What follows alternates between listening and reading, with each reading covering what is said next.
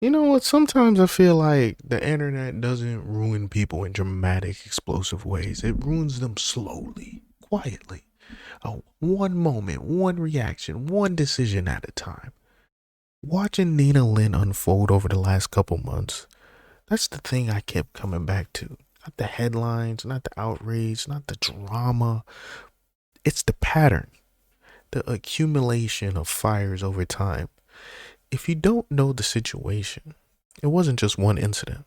I wouldn't be making a video about it. It was a series of moments, each one leaving a residue.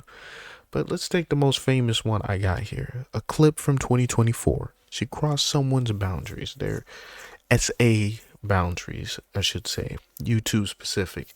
A public apology was issued by her right afterwards. It sounded like she understood it.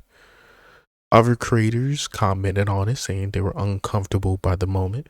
Twitch stepped in with the temporary suspensions. And then a different situation. Just recently, she's live in a store, scanning one item, pocketing another, stealing.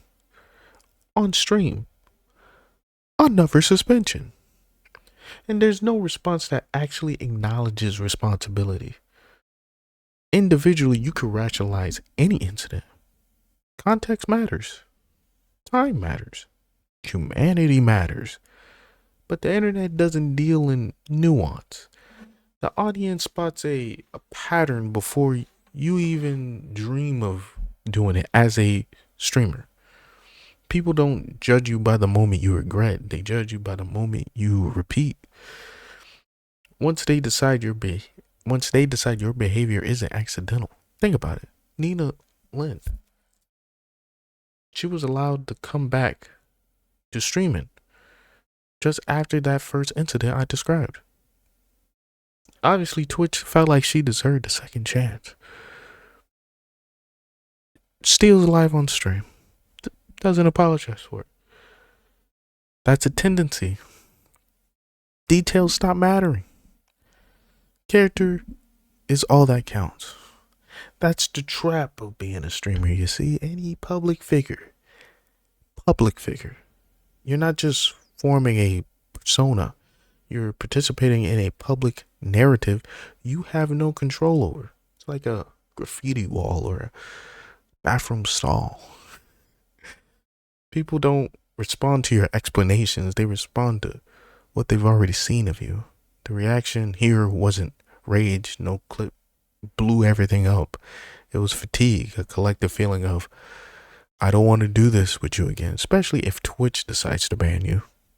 It's more a collective thing with Twitch. And that's the worst than outrage. Outrage is loud, but it burns out eventually. Fatigue is silent. It sticks. It doesn't end careers dramatically. It just quietly removes the oxygen from them. Not because people hate you, because they stop believing you'll learn anything. Not because anything like that. Growth versus PR. What's the difference? An apology to calm a crowd, an apology to actually change yourself. It comes from the same place. Watching Nina in real time, there wasn't much evidence of inner work. No perspective, no humility, no grief for the harm caused. Just minimize, deflect, defend, keep it moving. It's not really condemning. It's not my place. It's human, especially when you're young and rewarded for chaos, for being unfiltered. Ooh, edgy. The problem is the persona stops working the moment people stop laughing. When your life becomes content before your character is formed, and the distortion is very real. We see it all the time. You start thinking attention is validation, but validation becomes truth. Truth becomes a vulnerability, Superman, until the audience isn't entertained anymore. They're unsettled. Horrors. That's when the gap shows. Who you think you are versus who you actually are. What a distinction. If you don't bridge it yourself, the platform will do it for you with bans and consequences, silence, angry letters from people you don't even know. The lesson isn't don't mess up. People aren't canceled for mistakes. They're canceled for refusing to grow. Yeah, there's still going to be the same group of people as sure as time is long that will constantly harass you for the mistakes you made in the past, but most of us will move on. Listen, I'm not above anyone.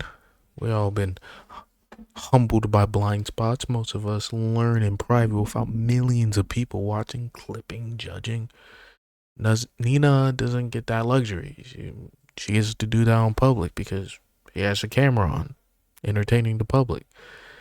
Reminds me of an instance with one Roger Jackson who decided to show that he wasn't no punk and decided to spine buster a random wrestler for realsies, causing him to get knocked out. Very comes from the same place, just one's violent and one's freaky. Maybe she wasn't ready, but the truth is you can't control how people see you. You only control what you do repeatedly. She's not a villain. She's not irredeemable. She's someone who never did their internal work required to carry the weight of visibility. Visibility without self-awareness. It's not fame, it's exposure. Ooh. Exposure doesn't build careers, it erodes them quietly, predictably, inevitably. Scary, huh? Maybe we should just maybe she should have let it breathe. Hey, clever ending, huh? Yeah, like that.